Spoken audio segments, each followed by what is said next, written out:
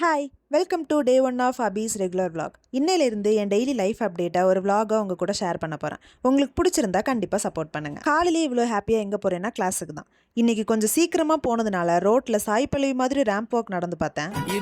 இதுவும் உங்களுக்கு ஒரே பிராண்டு. சாய் பல்லவி ஃபேன்ஸ் யாரும் கோச்சிக்காதுங்க.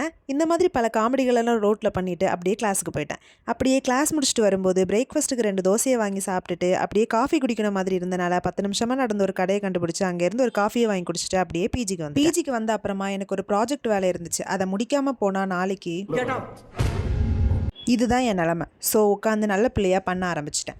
ப்ராஜெக்ட் ஸ்டார்ட் பண்ணுறதுக்கு முன்னாடி அந்த ப்ராஜெக்ட் லாஜிக்கை ஒரு நோட்டில் எழுதிட்டு அந்த லாஜிக்கில் இருந்து பசில் மாதிரி கிரியேட் பண்ணிவிட்டு கோட் எழுத ஸ்டார்ட் பண்ண ஈஸியாக இருக்கும். இப்போ அதை தான் நான் பண்ணிட்டு இருக்கேன். ஒன்ஸ் இந்த 2 வேலையும் நல்லபடியாக கம்ப்ளீட் ஆகிடுச்சுன்னா நம்ம கோட் பண்ண ஸ்டார்ட் பண்ணிடலாம். ஸ்டார்ட் பண்ணுறதுக்கு முன்னாடி அப்பனே விநாயகர்கிட்ட இந்த மாதிரி எந்த எரரும் என்னை வந்து அடிச்சிடக்கூடாதுன்னு ஒரு வேண்டுதலை போட்டுட்டு அப்படியே பண்ண ஸ்டார்ட் பண்ணிட்டேன். ஸ்டார்ட் பண்ண கொஞ்ச நேரத்துலேயே கோடுக்கு அவுட்புட் வந்துச்சோ இல்லையோ, ஆனால் எனக்கு பசி வந்துருச்சு.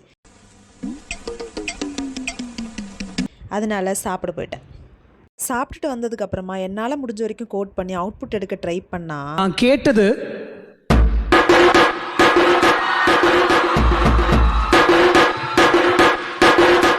ஆனா அவர் எனக்கு கொடுத்தது